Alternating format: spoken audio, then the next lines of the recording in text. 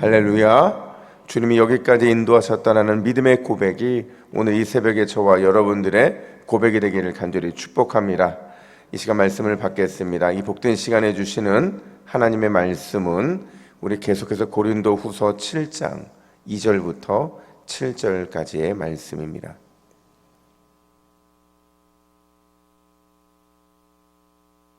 고린도후서 7장 2절부터 7절까지의 말씀, 주님의 위로라는 제목으로 오늘 말씀을 받습니다. 우리 2절부터 7절까지 함께 교독합니다. 마음으로 우리를 영접하라. 우리는 아무에게도 불의를 행하지 않고 아무에게도 해롭게 하지 않고 아무에게서도 속여 빼앗은 일이 없노라. 내가 이 말을 하는 것은 너희를 정죄하려고 하는 것이 아니라 내가 이전에 말하였거니와 너희가 우리 마음에 있어 함께 죽고 함께 살게 하고자 함이라. 나는 너희를 향하여 담대한 것도 많고 너희를 위하여 자랑하는 것도 많으니 내가 우리의 모든 환난 가운데서도 위로가 가득하고 기쁨이 넘치는도다.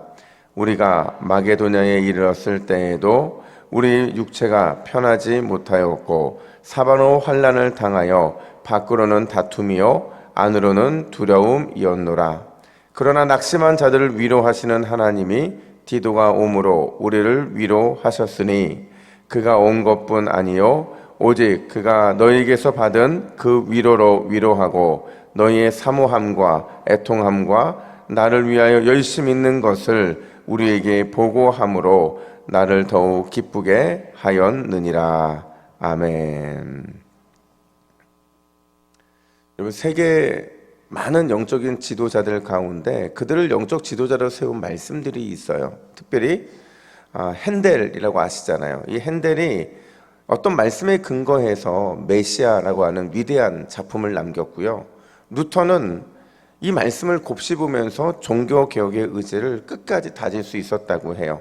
또 영국의 개혁자인 올리버 크롬웰은 수많은 인생의 폭풍우 속에서도 이 말씀 하나 붙잡으니까 승리하게 되더라는 거죠. 다니엘 웨스터라는 사람은 내가 마음이 힘들고 아프고 외로울 때마다 이 말씀을 묵상을 했다고 그래요.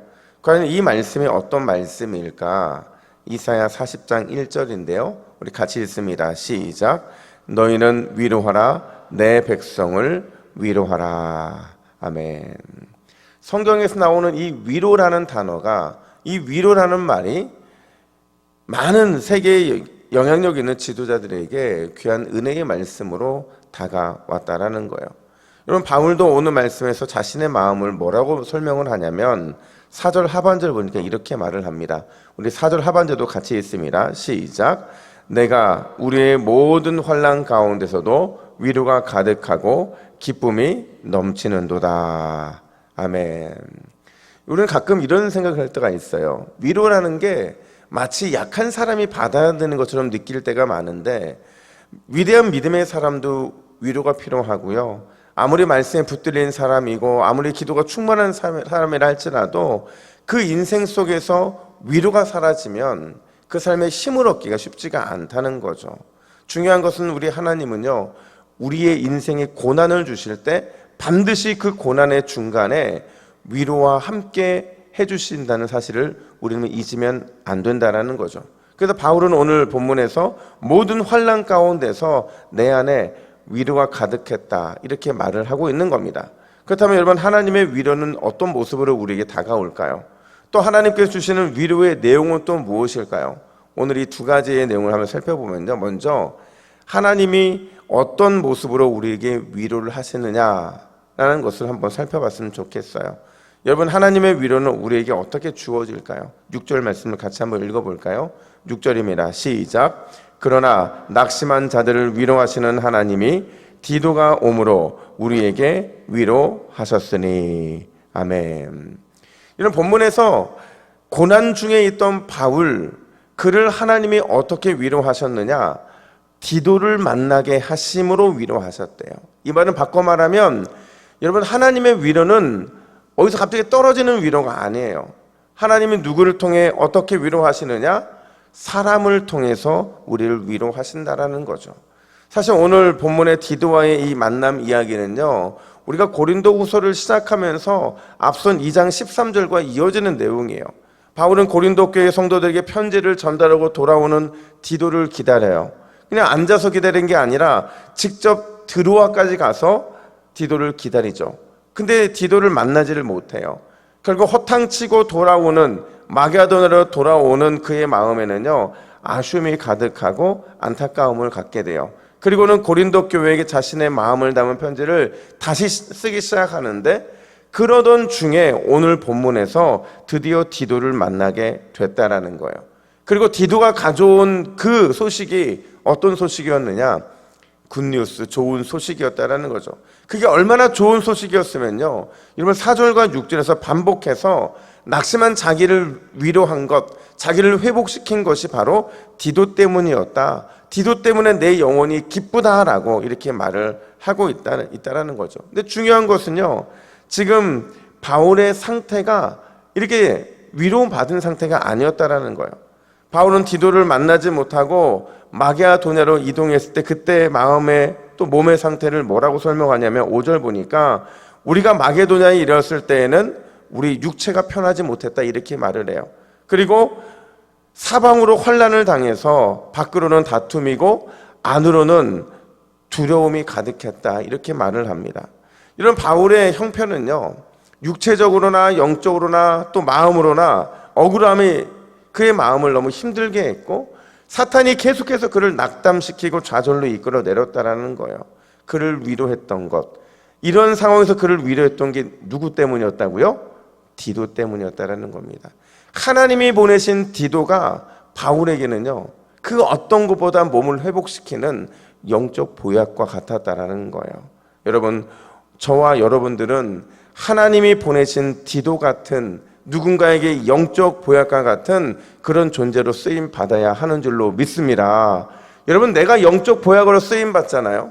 그러면 하나님이 내가 낙담하고 쓰러져 있을 때 또 누군가 하나님이 보내시는 영적 보약을 우리에게 보내주신다라는 거예요. 특별히 오늘 주일이잖아요.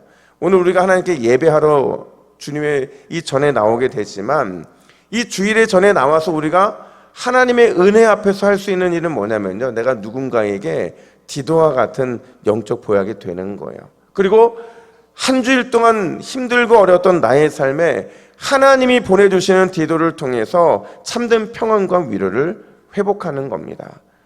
여러분, 누군가에게 영적 보약이 되고 또 누군가가 나에게 영적 보약이 되는 이 놀라운 은혜의 선순환이 이루어지는 교회, 하나님은 그런 교회를 통해서 위대한 주님의 구원의 역사를 이루시는 줄로 믿습니다. 오늘도 내가 보약이 되고 하나님이 보약이 되어주시는 그 놀라운 은혜를 경험하시는 우리 모두가 되기를 예수님의 이름으로 축복합니다.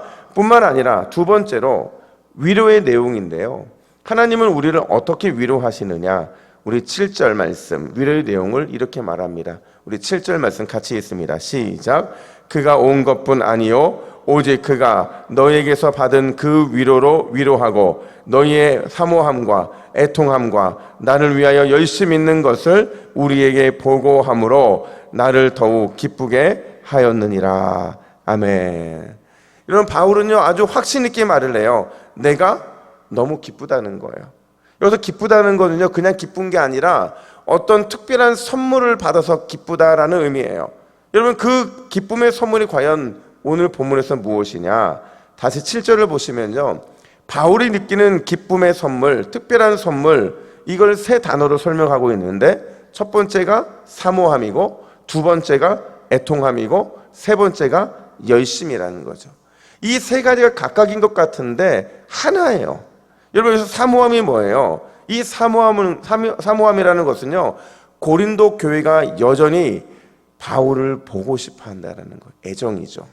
그럼 애통함은 뭐냐?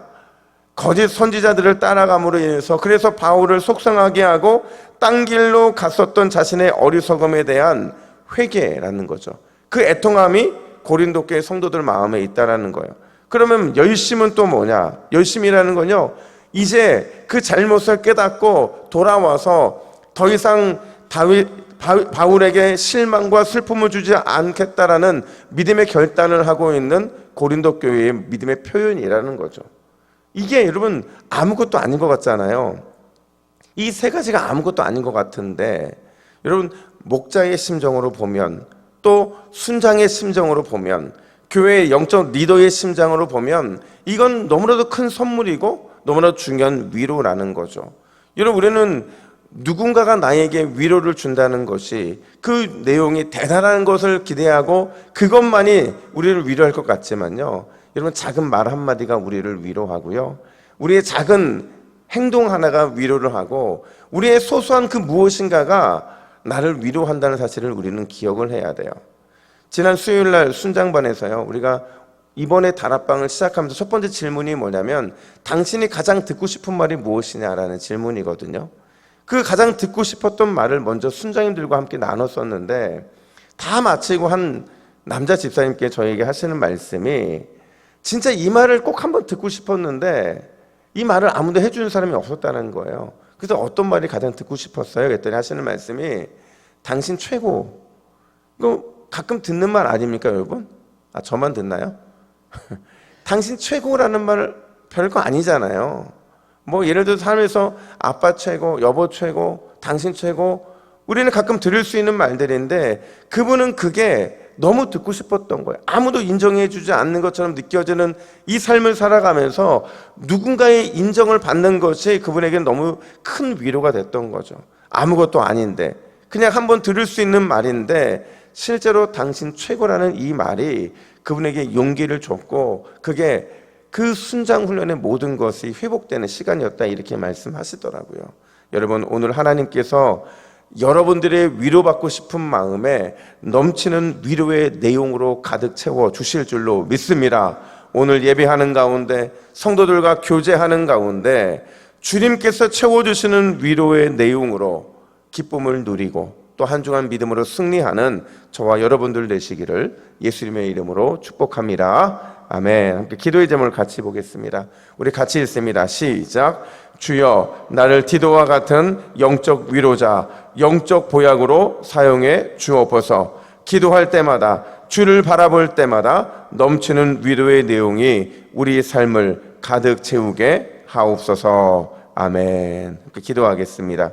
하나님 아버지, 오늘도 주님의 위로가 필요한 주의 백성들이 이곳에 모였사오니 하나님, 우리를 디도와 같은 영적 위로자로 삼아주시고 영적 보약을 우리에게도 허락하여 주셔서 오늘도 주님 주시는 넘치는 위로와 그 위로의 내용들이 우리의 삶에 가득 차고 넘칠 수 있도록 인도하여 주시옵소서. 감사드리며 예수님의 이름으로 기도하옵나이다. 아멘.